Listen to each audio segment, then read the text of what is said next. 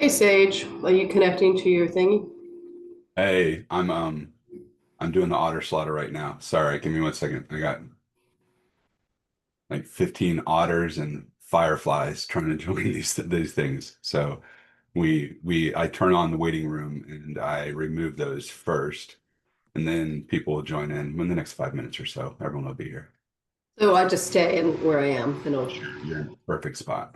I'm eating lunch, so I'm going to stay off screen. I was eating lunch too before we started this. I was like, oh crap, I'm interviewing. I'm getting being interviewed today. I can't do that. All Yeah, right. it's going to be great. There's a call right before this, a governance call, and Michelle Smith runs that one, and she's the one who does nonprofit and cooperative governance. Uh-huh. She specializes in governance like sociocratic, consent-based, and all that consensus and everything. There's Nikki. Hey, Nikki. Ooh. Ooh. I Nice. just saw myself in the preview when I was uh, logging on, and I realized I need to fix my ponytail before I come on camera and do my face check-in because my locks look like extraterrestrial antennas right now. So give me just a second. Take all the time you need. You're interviewing today, so I appreciate you. Are Mickey, I you don't know. sure? Just kidding. Hey, Nicole, how Okay. are you? Hi. I'm There Nikki. you Good. are. How are Hi. you doing? It does look like you have an antenna kind of sitting up over here, right here. Ah, shoot. See You what I just got the one mean? guy. Like, they're just crazy right now. I need to wrap them again. So, hello, everybody. I'm Nikki. Hello, hello. And Nicole, I'm grateful you're here. I actually saw your post and sent my friend Dennis Britton to you because what you're promoting is exactly what he's been looking for. So I know he's setting up time to meet with you this week, and I'm super excited about that. Well, I want to hear Yeah, it. I connected with him actually earlier this week. Awesome, So yeah, awesome. thanks so much. Okay, so for the sake of everybody's awareness, I typically do a face check-in and then I leave myself off camera because I tend to pace around and fidget and stuff. So, and that's how I'm able to actually pay better attention. So, okay, I'm gonna turn my camera off now. All right, everyone. And Oh, Sage, are we just rolling with questions, or do you have a list of questions you wanted me to ask you? so same format as always. So we'll do a quick little summary, and I'll be like a talking head for like 5 minutes or so, and then I'm putting the sheet in chat so everyone will know what the list of questions are right now. And then, as always, everyone can add their questions to the chat as we go along, and that's kind of the base of it. Cool Okay, beans? awesome. Sounds good. Are you ready to go? Yes. So in chat, I just put the worksheet for everyone, so you have that. And from this point on, Nikki's running this one. So Nikki, the floor is yours. Okay, so just so everybody's aware, what we usually do here is bring someone who's leading a project or a new company or something like that in, and we ask them questions. From my perspective, it's about sensing, is it actually regenerative? How can it become more regenerative, et cetera? And so today, Sage is going to start by telling us what it is that he's doing, and then we'll go from there asking questions. The point is not to uh, criticize to the extent of disempowering, but to critique in the vein of supporting and making the projects stronger. So there's that. So, okay, Sage, would you like to start and tell us about the regenerative centers that you're working to create? Yeah, yeah. So first, thank you very much. Um, the concept of regeneration centers has been birthed and evolved over the course of over 3 years now. And um, the name of it doesn't have to be regeneration centers. I'm not trying to push a certain concept on there, but what it really is almost like a stewarding center. We love the concepts of stewarding within businesses and stewardships around temporary support of ecological and ecosystems, because I believe a lot of my former military experience, which is where I come from, that when we come into projects, we tend to get lit up about those projects, but over time, we tend to focus on the things that matter most to us, and we kind of can lose track of the overall big picture. So the idea of regeneration centers is a transient community to help steward and revitalize small towns by stewarding and incubating and through internships to help support the local businesses, the local ecosystems, and individuals that are stuck on a career or a path and they've been sold and told, and they're just like, I am not vibing with my life. I picked this career when I was 20 years old and knew the least amount about what I knew about myself and where I wanted to go. So the concept of regeneration centers was birthed as an idea is, what if we can give people a safe place to pivot within their business or within themselves or even within the ecosystems, and give them a bit of a safety net so we can iterate and work on building better solutions, and then over time have those feedback loops where we can consistently improve. So the concept then is we could go into a small rural county anywhere in the world or anywhere in the US, of course, to start, and possibly there's over 700 abandoned malls that are out there. So possibly use an abandoned mall with a big parking lot or something like that, and to develop one of our regeneration centers. So the idea of what a regeneration center would do then is it would first help with regenerative business incubation. We have a big problem in a lot of these small towns and town centers where you don't necessarily have enough foot traffic to get the good businesses, but then you don't have enough good businesses to get enough foot traffic. So how do you get those in there, right? So a lot of times economic developers will subsidize and they'll try to sort of sway people to come into the smaller towns. But for a lot of us, when we start a business, we kind of know where we want to go, and we kind of want to go into the epicenter of our neighborhoods, not necessarily one of the smaller cities or towns nearby. And that's a big problem because they need a voice and there's community there as well. So the idea then is a business could come into a regeneration center and get supported through the transition to possibly close supply chain loops or find more local collaborations or find ways to do just work smarter or even just evolve in technology, because technology is coming out so fast for small to medium businesses. It's so hard to keep up.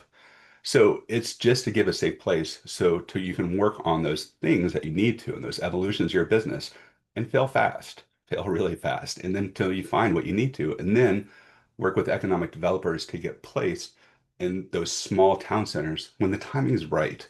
So you don't have businesses that are going out there that are trying to figure it all out, and then all of a sudden the subsidies wear off, and you're like, oh crap, what do I do? And then it's make or break at that point. So we want to alleviate some of that pressure and stop these little smaller towns from being so heavily extracted and trying to find a way where we can ease them into those positions to find better success. And then the rest of it is how do we do that? Well, it is going back to those individuals, those sold and told people that just aren't lit up and they're just like, man, I want to make a pivot in life, but I got responsibilities. How do I do that with my responsibilities? How do I have that luxury of changing paths in life without completely breaking everything down for my family or that risk? So the idea then is for those individuals then to come into a regeneration center. Again, this is a transition center to try a whole bunch of different positions in the form of internships at a very fast pace until they do find something that lights them up. And then the opportunity for us as a regeneration center then is to let's pay for their education and let's support them through their transition.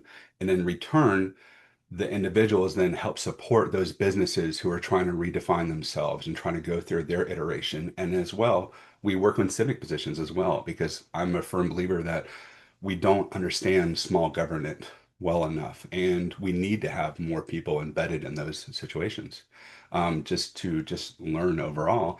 And the reality is a lot of these smaller towns, you'll have like one economic developer who's wearing two or three hats, and they're just overwhelmed. They're not able to get enough things done past just trying to make sure the aesthetics look a little bit better for their town. So that's what we're trying to solve. And we're trying to not build the future of community, which a lot of people are trying to look at what that looks like. We're trying to build, as Mel would say, my co-founder on here, we're trying to build the test kitchen for others to figure out where their future is and to give that to them in a safe way. So that's me, Nikki. That's a little idea of what we're trying to do. I do have a quick question. Can you explain what you mean by transient centers? Because that Um, word can have different meanings or Yeah, usages. if I had to say it differently, I'd say almost like temporary housing or temporary like evolution. We don't want people to come into something and stay there forever. We're trying to build this as a way to support people through their pivots in life or through their different moves in life on there. So when I say transient, it's really about coming in, get what you need to get out of that center, and then, move on and go to wherever your place is and get out there and tackle the world. Okay, so question one. What problem were regeneration centers originally designed to solve, and how has that understanding changed over time? Originally, when I was looking at sustainability and resiliency and then regeneration, we were looking at a lot of siloed businesses, a lot of siloed organizations, a lot of siloed nonprofits and NGOs that are all going off on their own, doing great things, but not getting a huge amount of momentum. And so the idea of a regeneration center originally was, what if we just brought everyone together as a demo center to sort of be that CarMax? Have you ever seen that commercial where like the starting line is on the ground? They're like, I just need to get a new car, but I don't know where to start. I think it was sort of Yeah, this thing where we say, I want to get into regeneration, or I'm not feeling aligned in my life. I want to get closer to nature. Where do I start? And that was the original idea of regeneration centers. But the problem is we were first looking at building an in community, and it was like, oh, people can just come into the in community over and over again. And there's so many great success stories of eco villages that do some of that. However, how excuse me, one of my biggest struggles is looking at this from a systems perspective. If Colleen's going to move into an eco village, she might be really active for the first 5 or 10 years, but what happens over time when life starts being like, getting, just becoming overwhelming? Or if you have physical problems or whatever else, so what happens to those communities when you have people who were part of that and working on things and all of a sudden they can't anymore? So that's where we kind of pivoted into more of a transition or a transient type center. And then, okay, well, if we're going to do that, let's just call it like an impact center. What could that be? And ultimately, that's kind of how it sort of evolved initially. okay, okay. Second question, how do the regeneration centers fit in with the larger regenerative ecosystem? And are they scaffolding, a container, an engine, or something else? Yeah, so a regeneration center is not totally regeneration. I just put that out there right now because the core of what we use to make our revenue in order to afford to do all of those things is a waste to energy product. It's a landfill diversion, or what you would say would be not necessarily regenerative, but more of and oh my gosh, the word that I always forget. Um an intervention. That's the word I'm trying to say. So when you think of a landfill and we're going to burn landfill waste or process landfill waste and break it back down to basic components, whether recycle natural gas, recycle power, and all of those things will then go into offtake agreements that will then support the Regeneration Center via about what we're estimating between $8 to $10 million of revenue. So that revenue then goes back into what we're setting this up as is a community cooperative. And then the community cooperative applies those funds as needed based on their business support that they're working on, their intern individual supports they're working on, and then the ecosystem around it. Did that answer your question? I think so. Okay, Yeah, good. yeah. So the next one, what differentiates a regeneration center from other innovation hubs, eco villages, or sustainability labs? Yeah, and to go back, you asked how do we connect with ours, the regeneration community on there. Let me go back to the last one and answer that a little better too.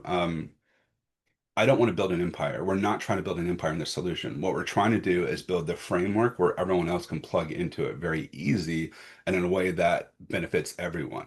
So even when we're trying to look at this, we're trying to look at even like the potential of place And we're looking using things like Robert Putnam, Join or Die, is talking about the decline of clubs and community and how just the decline of clubs alone have left people without feeling like they have a place to be connected. So we want to build all of those things in, and not necessarily so everyone has to come to us, but honestly is to attract others to come into that environment and find that and build that in a way that's a win-win for the whole regenerative community. So we're not trying to build the empire. We're just trying to build maybe a little bit of glue to help connect some of the people that are out there and give them a way to help promote what they're doing as well in a collaborative way, not a, because let's be real, nonprofits are kind of hedged against each other in a lot of ways, and we kind of have to get past that. So, Nikki, your last question, I realized I missed a part of the first one. So, can you restate the last one? What differentiates a regenerative center from other innovation hubs, eco villages, or sustainability labs? That was the question. Yeah, we see a lot of innovation hubs that are being built that are working on sort of like one theme. So there might be a medical or textile regeneration or something where they're trying to help based on a certain ecosystem, and they're getting a lot of leverage with each other based on that, which I think is wonderful.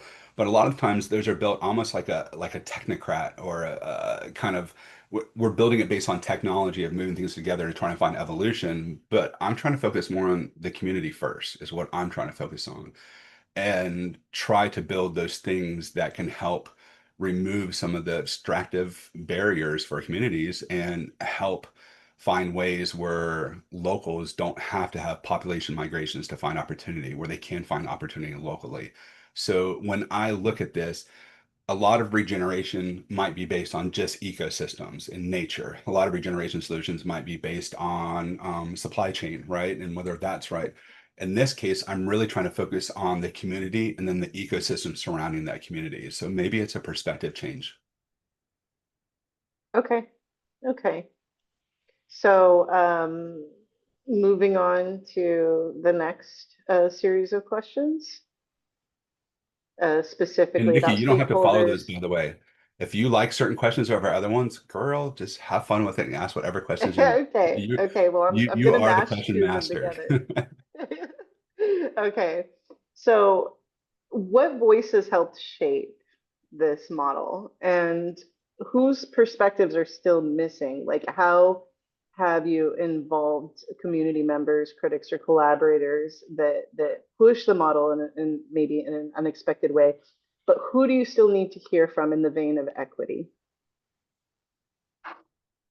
Um, Like so equitable outcomes for all. David Wall, Tony Seba, Sakar. There's a lot of books that I've sort of followed and I tried to pull into what we're looking at with regeneration centers. But overall, I'd say some of Can the you clarify what that means for yeah. people that aren't So, familiar with his work?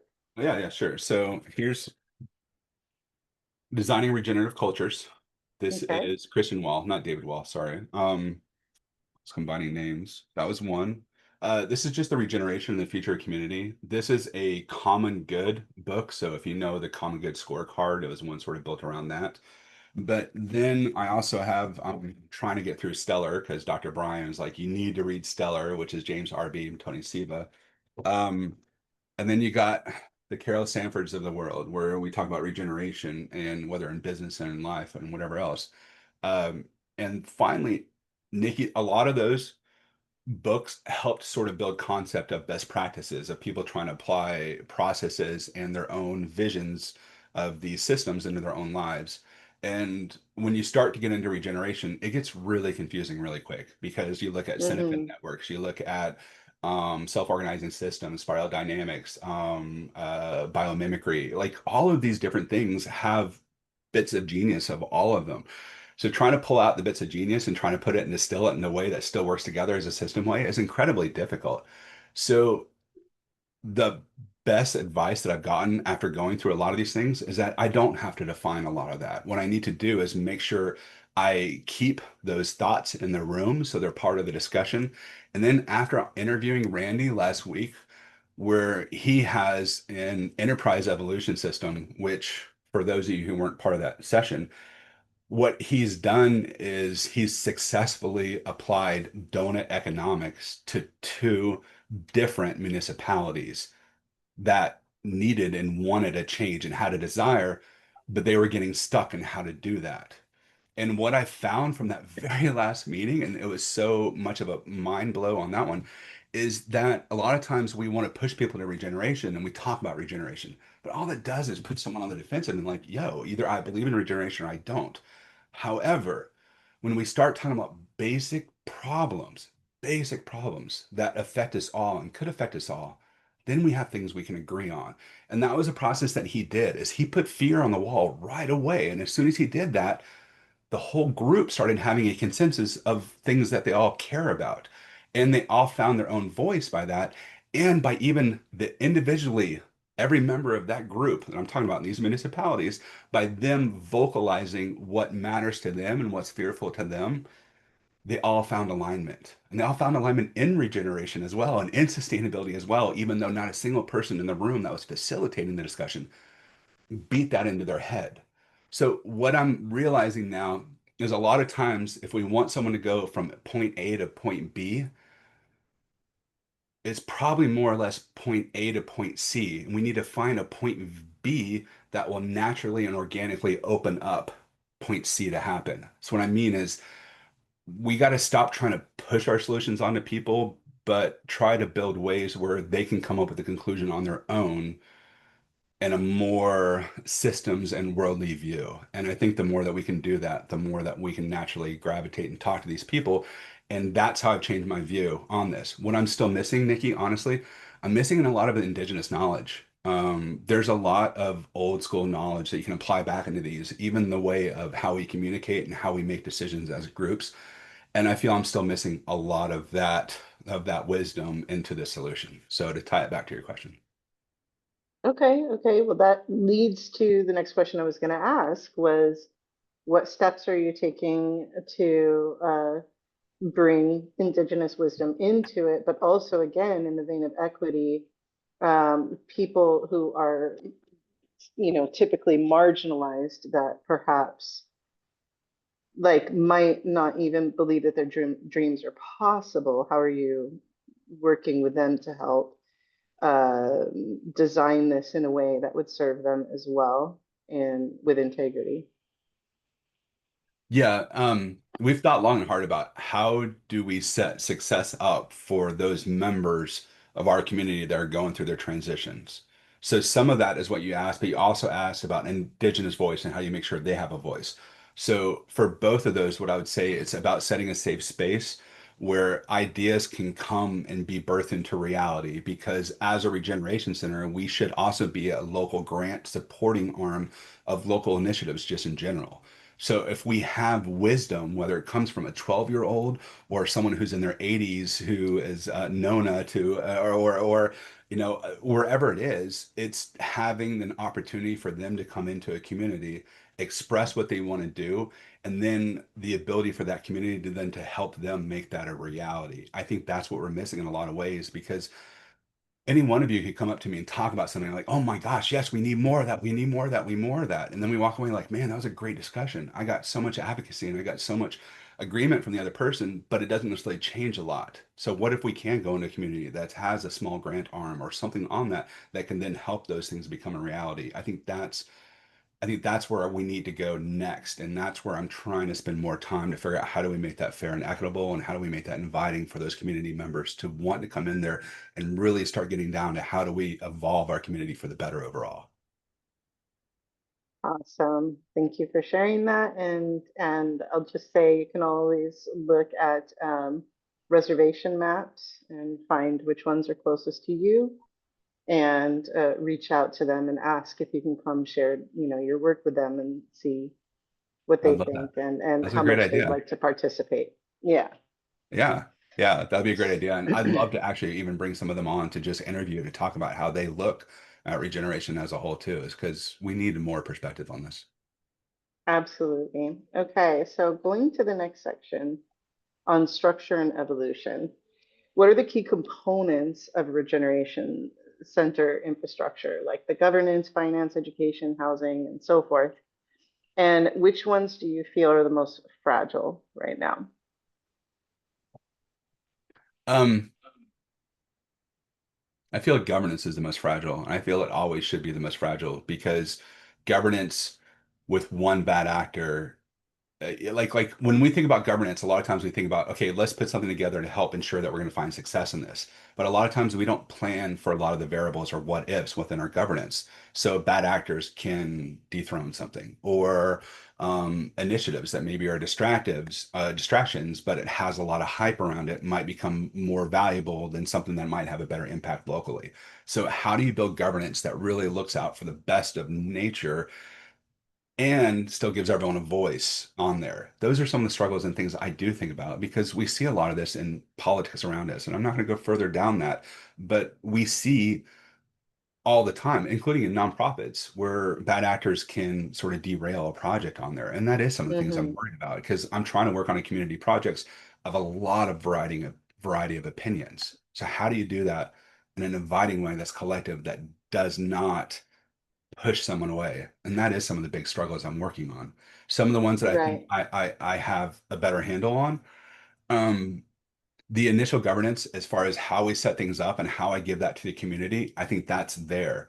But long term, the ability to make it where it doesn't get poisoned and sort of evolve in the wrong way over time, I am still worried about that. Housing, for instance. We want to, our whole premise of Regeneration Centers is built on a landfill diversion, or an MSW, like using MSW and converting that into waste into energy.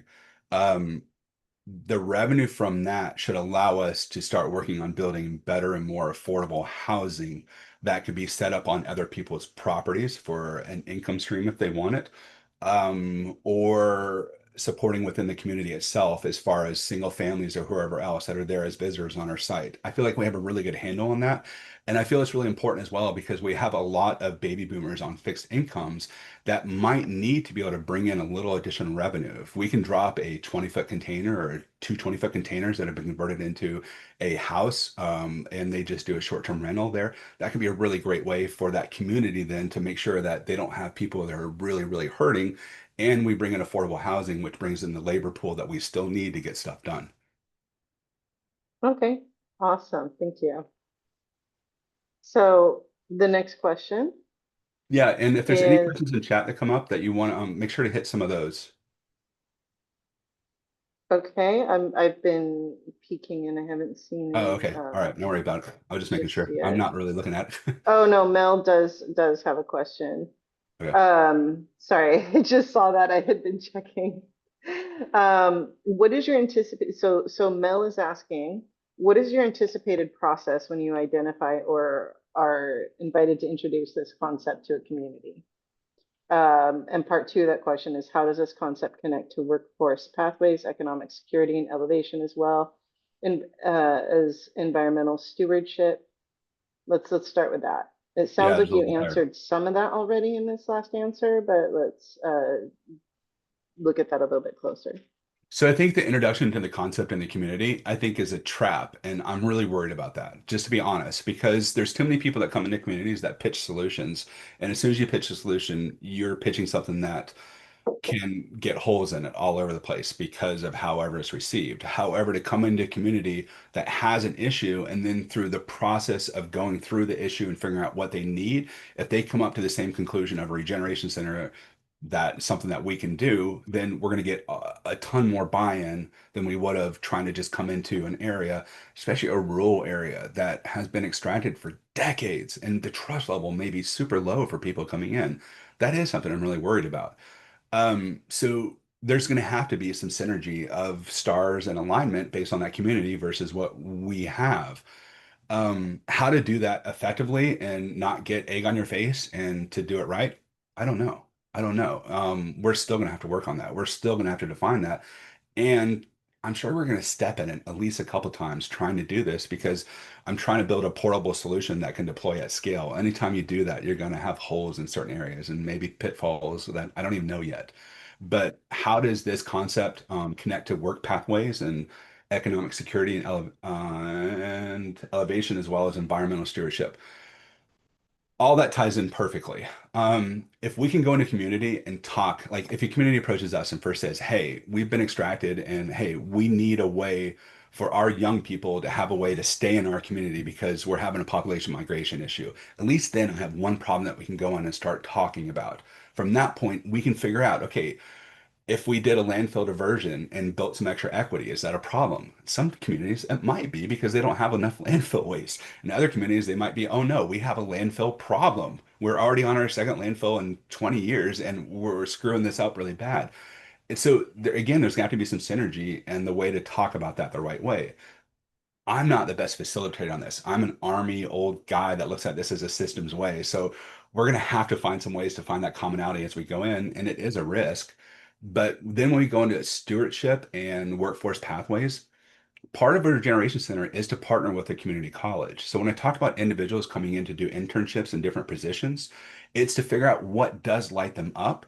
And then through our partnership with that community college, we're going to pay for their education to go to school while they help support the incubation center, or excuse me, the Regeneration Center as a whole, which includes the incubation center tenants, as well as growing food and all of that. What does that do for our tenants? One, we're building resiliency because they're going to know how to grow. They're going to know how systems work. They're going to know how some of these fundamental systems that a lot of us don't know can operate effectively and applied. They're going to also have opportunities then to go to college and get workforce support. So they're going to leave out of there with some kind of degree or certificate, along with direct applied experience in that job right away before they even get out of there. And or we could then throw them right back into the business incubation if they want to go ahead and start becoming their own owner operator themselves and give them a pass for incubation themselves. And that ties in stewardship. So if you have a regeneration center of like 100 people that are living there, all going through this transition, and all these people are trying to work together to try to help out, we're gonna have to feed them. We're gonna have to have like food and drinks for them. We're gonna have to have all these kind of things. So what if we had a series of stewardship businesses on a regeneration center to give future operators a chance to learn how to run a coffee shop or run a bakery or run a marketing company or run a compost center or something on those lines? I think that will then help those individuals not only be able to have a path for entry into that career path, but also that growth within that new career path. They already know where they can go with that because they already have gotten a number of applied experience opportunities.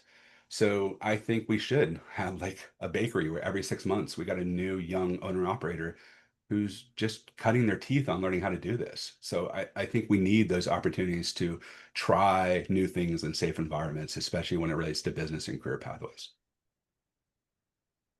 I love that. The two second pieces is Mel would like you to talk a little bit more about connecting generations and classrooms without walls and true innovation, as well as how you see incorporating first and second generation citizens into this process in the vein of like how you can connect with the indigenous folks and include them. Yeah, I think once we have a successful regeneration center, we could then have pivots of that. We could have a 55 and up center that all they're working on is maintaining ikigai for older people who are retiring and give them opportunities to be engaged. Because just because you retire doesn't mean like you're not human anymore or you can't make a difference on there. So find those opportunities. Find set up one for a first or second generation and have ESL classes. Have things that help people learn how to be successful and prosperous for themselves and the community that they're a part of. So I think all of those are kind of related. Classroom without walls. I think what we're talking about, since we're talking about a regeneration center with a number of different applied disciplines, I think we're going to be able to teach permaculture, aquaponics, aeroponics, freight farms, mushroom farming. I think we're going to have those opportunities to learn water management, waste management. We're going to have the opportunity to learn modeling. How do you model for displaced immigrants? Well, if we're measuring input and outputs of all these things on a regeneration center, we could then throw it into a system and start model displaced immigrants. What do we need for a solution there? Not only to just feed them for today, but to deploy a solution that could feed them for the next decade and something they can grow with. How do you do those kind of things? So I'm not trying to solve for the future of humanity. I'm trying to build a place where the next generation and the generation after that can come into it and they will take this vision so far past what we've even talked about today.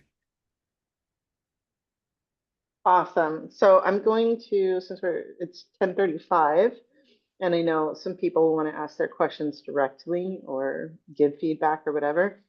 I'm going to try to sort of condense these questions that are still here. So which parts of your model are you saying, would you say are non-negotiable? And which in your mind are more flexible or experimental? Non-negotiables are this is things that I want, that I say must have.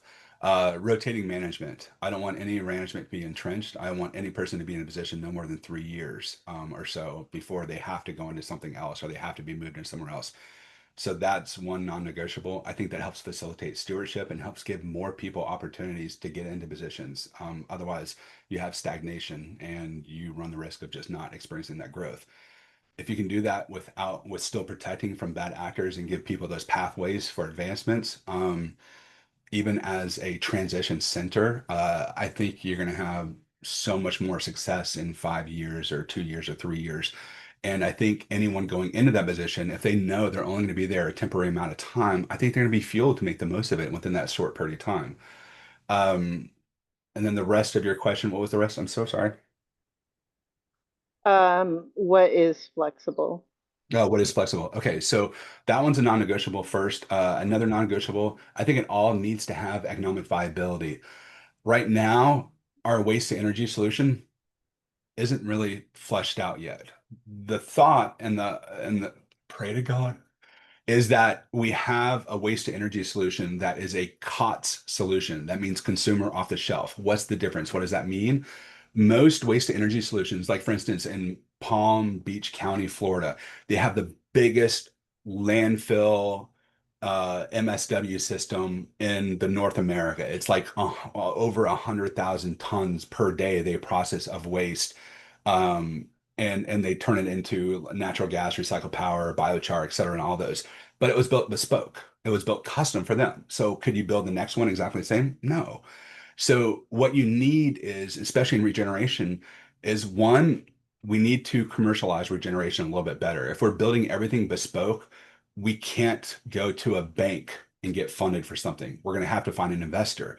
Okay, so if I'm going to build a waste to energy solution that costs $18 million, I'm not going to be able to find an investor for $18 million when they're not going to be paid back 10x ROI, because even impact investors want those big, huge investments.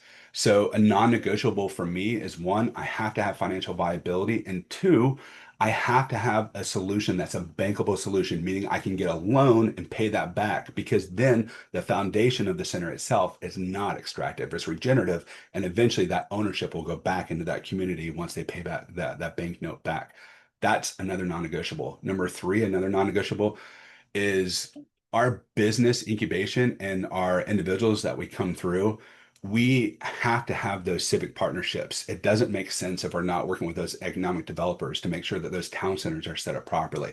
So partnerships and collaborations on there are a must. You have to have that in order to make sure that we are doing the right things with those town centers and we're not still just setting businesses up for failure long term.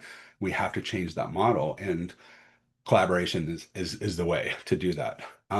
Things that would be nice, but not necessarily important. I don't have to be at a mall. I can be anywhere. I could be right next to a brownfield, and we can start using bioremediation on the brownfield. And then slowly over time, our regeneration center has a mission of curing a whole bunch of land nearby. Why not, right? So nice to haves. Honestly, I think a parcel of land would be great. Land with a building on it would be great. However, not worried about it. I think over anything else, the necessary things are the collaboration and those partnerships with civics, right? We need those partnerships. You need economic viability to run the whole thing. Otherwise, you're just like all the other nonprofits and NGOs that are struggling right now because they don't have economic viability and they're in administration that's put them at risk. And the reality is too, is even if the administration is not doing that, a lot of nonprofits fail after 5 to 10 years because whoever was funding them gets bored and they're trying to invest in whatever the next thing is anyway. So you have to be able to bake those things into it. And then lastly, I don't want anyone to be in a position long term that you must be able to rotate through and through other regeneration centers or whatever else on there, because I think that keeps us charged. And I think it helps the whole idea of it being a transition center for to help people. Okay, so my last question is, does this mean specifically you will be partnering with multiple municipalities on these, like starting one as a template, and when it uh, you know, hits critical mass and you can prove that the model works, you'll be reaching out to other municipalities to do this again? Yeah, and I don't want to build this as a pyramid thing where we have like our organization at the top and then each one of these centers on here. What I really want to do is as we're building these centers, I want to build oversight, global oversight into supporting the whole ecosystem of centers as a decentralized position through the centers. So as we grow centers, we grow capabilities of maybe a new marketing or maybe a new grant arm or maybe a new whatever through the centers. And if each one has decentralized global management through all of that, then we never run the risk of the whole system collapsing on there, and each center is bringing its own value through that. But Okay, and I my, don't want to go maintain ahead, sorry. ownership through that. Sorry.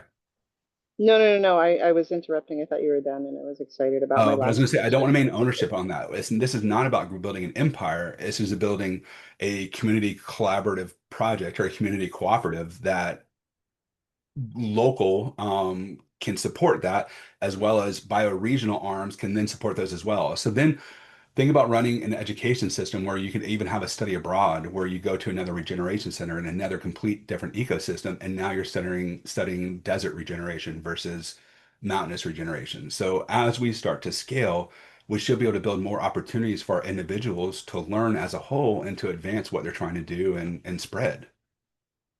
We all kind of Okay, win beautiful. together. Awesome. My last question, and then I'll open this up to everybody else, is was specifically about wondering if you've considered um, collaborating with other existing communities, like intentional communities or like tiny home communities that are existing in Oregon, that have provided housing for the houseless and so forth. Yes, but. Yes, but timing and context is really important. Since we haven't even developed our first pilot yet, and we don't have a pilot location yet, if we start partnering with others, we run the risk of bolting on to too many other things, and we don't get the chance to even build the initial concept of what our vision is. So I'd say, honestly, if we can build our first pilot, after that, then we can figure out how else we can evolve in there based on our lessons learned of what have we learned about the first pilot and the way it should scale and the way it should be duplicable across there. Because I imagine our lessons learned after building the first will just be massive. And that gives us a great opportunity to learn from experience. And then when we do start to partner, we don't dilute what we're doing enough that we might suffer from them versus what we're trying to do, which is a risk. Okay, fair enough. So does anybody else have any questions, feedback? Hit me.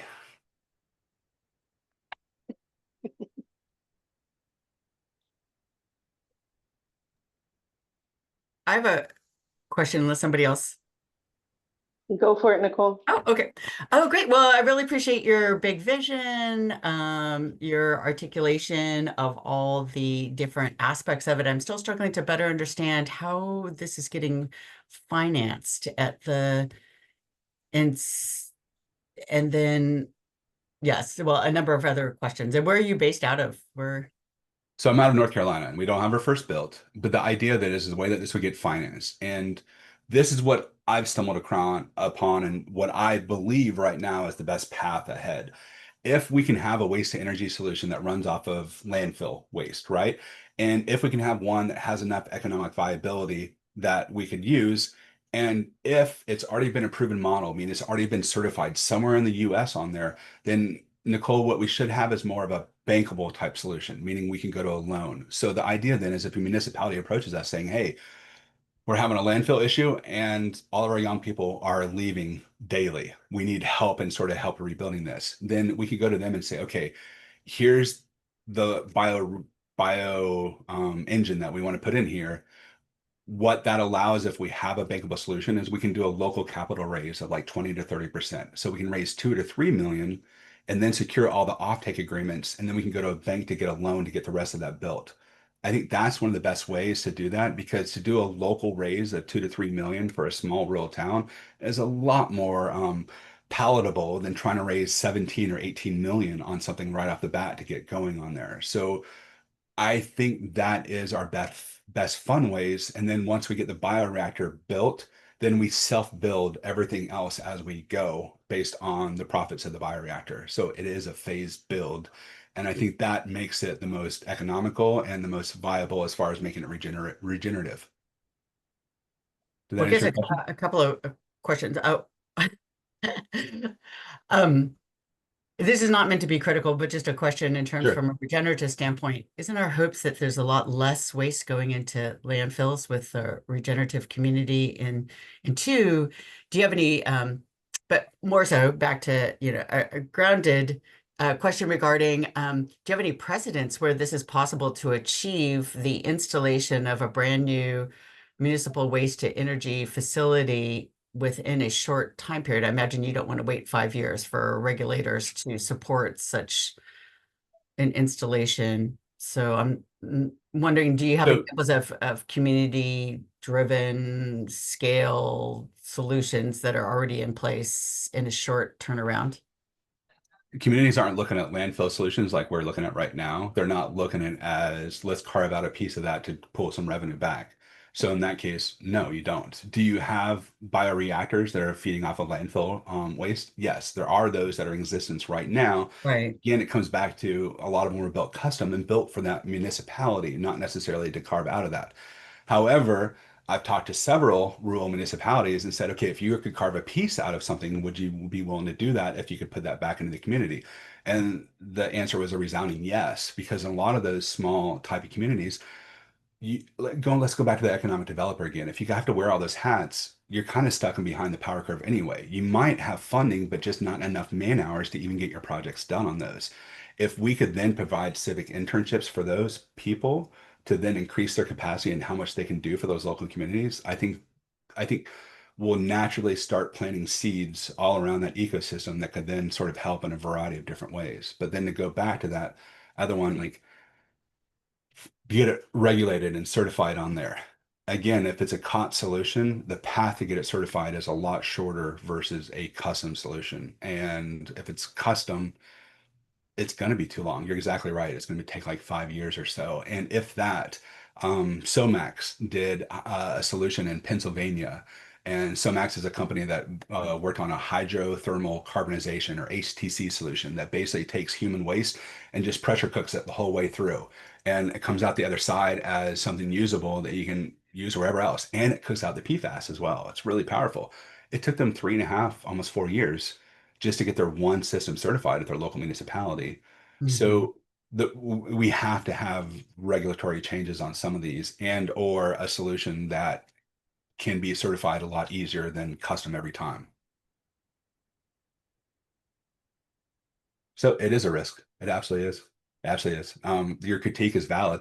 I don't know of a better way to build economic viability at the scale that we want to do. And Nicole, we're only talking about 2 dump trucks per day. Oh, yeah. And I would love to, yeah, connect with you. I mean, you're bringing up a lot of similar ideas that we're exploring. And I am currently living actually in a rural community. So maybe we could set up a time for I'd further love to. conversations, because looking at some of those alternate structures to move efforts forward in a way that maybe doesn't end up in huge regulatory nightmare for Yes. finance. So And you asked about landfills and that are landfills regenerative? No, absolutely not. And even the path there, are we hoping that they'll have less waste? We are, but again, we're talking about 2 dump trucks in order to generate $8 to $10 million a year. Even if we were to reduce waste by 30% in that county, that still wouldn't impact the 2 dump trucks needed to even have our viable solution. So I think there is a compromise. I think there's a way and a path forward on that. Um, so I think I got that one. So let me know if I can answer the question. Colleen, did you have one? I actually wanted to ask Oh, you sorry, one Nikki. thing, and then I'll hand it over to Colleen. What structure are you using? Is it a benefit corporation? Is it a nonprofit, not for profit? Like what I want to do how a are you? for-profit community cooperative is what I want to do. Okay. I want Okay, to do great. Thank you. sociocratic consensus-based governments on a for-profit. Um, and the reason why is when you do nonprofit, you're going to get too stuck by the board in order to even get approval on which type of research you want. And you're going to get into bottlenecks. It needs to be a cooperative of some part that then has levels of approvals based on who's in what positions at time. Okay, so there's a question from Colleen, and then there's David's question, which is very Sure. poignant. Hi, Colleen. Yeah, I actually just have a comment. I'm aware of a company that's called Regenitech who does something called an Earth Michael Power Smith. Lodge. Yeah. And how they went about doing this is that they started with a company that, as far as I can tell, it was a nursery group, that did plants and and it's in rural Montana. So they had a lot of organic waste from sawmills and a number of other kinds of functions that needed some kind of processing. And so either you compost it or you can use it and make biochar out of it and run these earth power lodges. So they started out settling it in with an existing business, and it took about 2 years to build it. But now it's up and running, and they have these sort of outbuildings that have big algae ponds in them. And of course, the algae ponds draw down tremendous amounts of CO2 and creates biostimulants from the algae ponds. So the combination of the biochar and the biostimulants from the algae ponds create this tremendously wonderful amendment for soils. So they're selling all of those amendments along with for every, I think he estimated that for every ton of organic waste that they process, they also have an output of about a megawatt of electricity.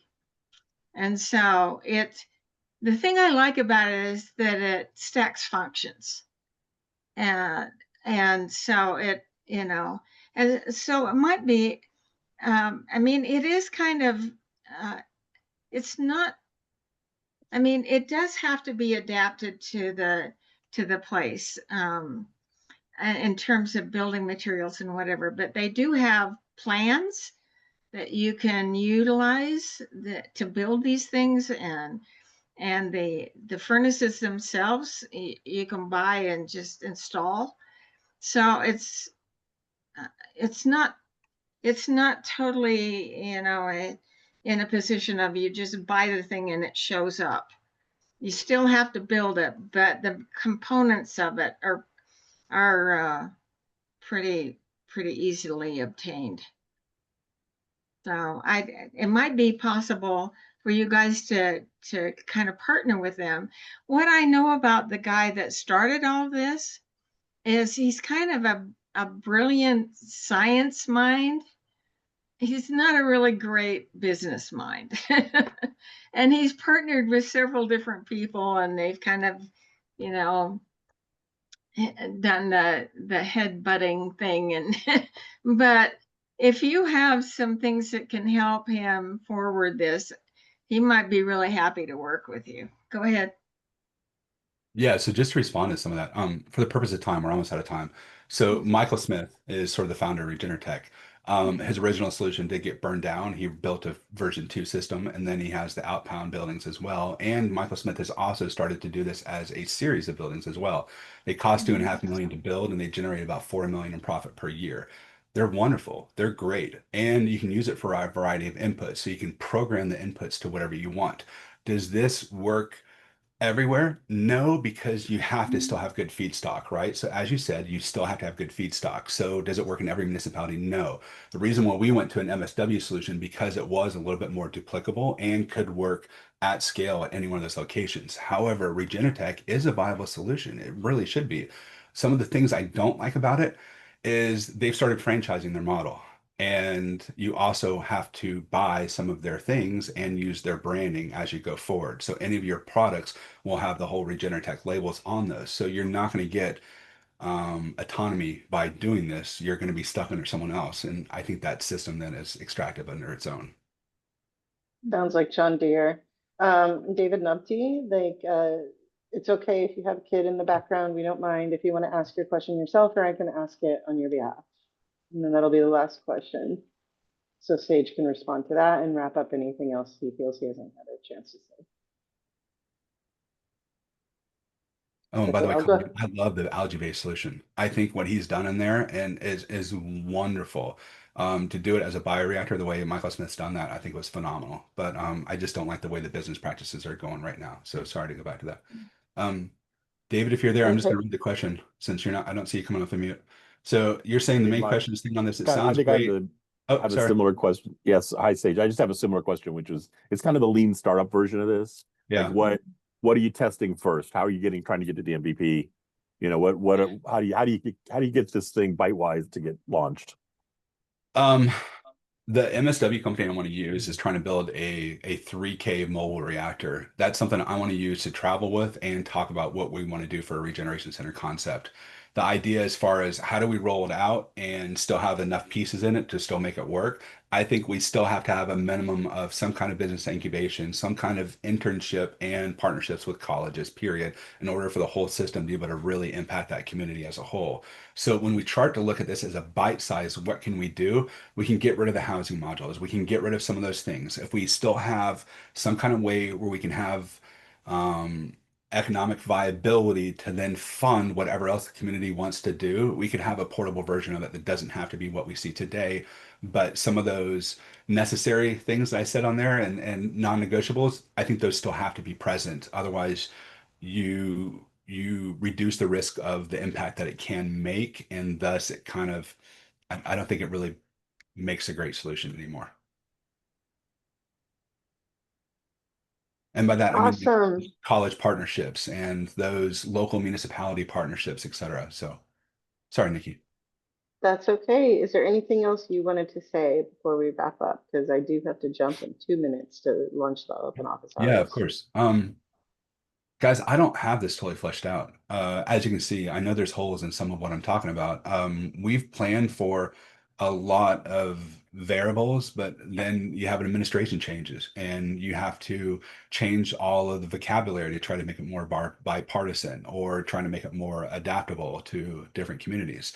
Some of the biggest concerns I have is how do you go into a municipality and have them greet you and not sort of push away? And how do you make that whole relationship a beneficial win-win for everyone? So I know some of these will just flush out just coming into it and just being present and just, what you're just sort of lead in an ethical way. However, I am worried a lot about these things because you do have, even at small towns, you have empire builders in those towns. You have people that might consider a regeneration center a risk to what they're trying to do anyway. So I don't have all this fleshed out. So if anyone wants to have a one-to-one and talk more about this and say, hey, you're going to get egg on your face here, or hey, this is a pitfall here. I want to learn from you guys. I absolutely. And I think as great as this solution can be, I think there's as many things that could possibly go wrong as well. So the more we flesh out, the better. So that's kind of where I'm at with All right. help. I love any kind of help that you guys want to offer.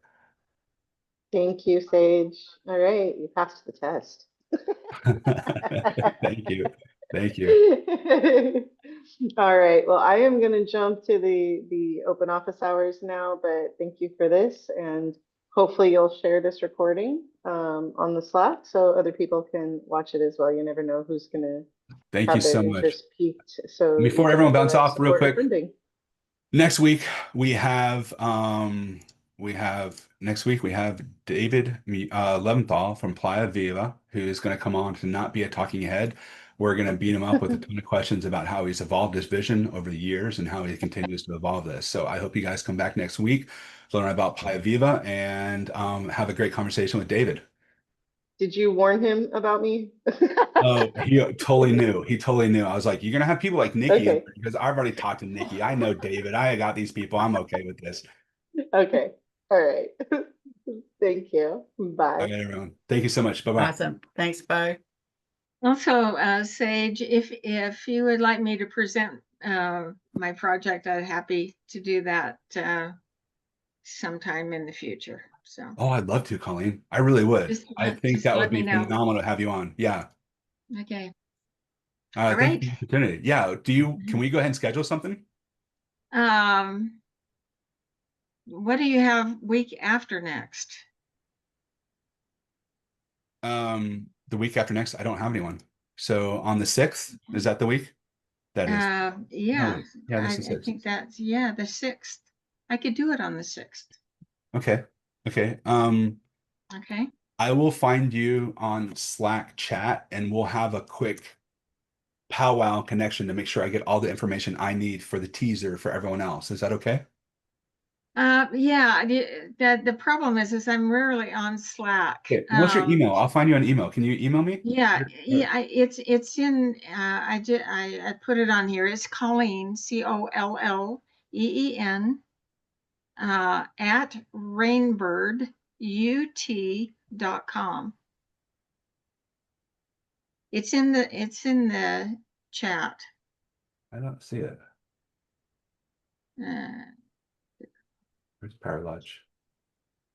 I love that you brought up that one too. I love Michael Smith. Yeah. Done there, but Yeah, he's it's up quite a ways. It's under one of David's Is that it? comments. I just put it in chat. Is Rainbird?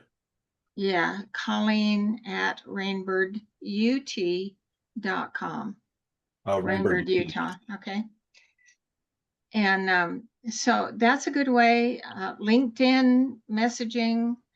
I I'll check find you. that every day. Yeah, all of that works. Okay. Yes, thank you, ma'am. I really appreciate you volunteering. I can't wait. I'm excited to learn more and have that in the group setting. I think it'll be really Yeah, great. I mean, we cross over a great deal. I'm really happy to have learned more about what you're doing and what you're planning. Well, thank you. So, Thank you for coming today. I yeah, really appreciate you. thank you. Yes, great.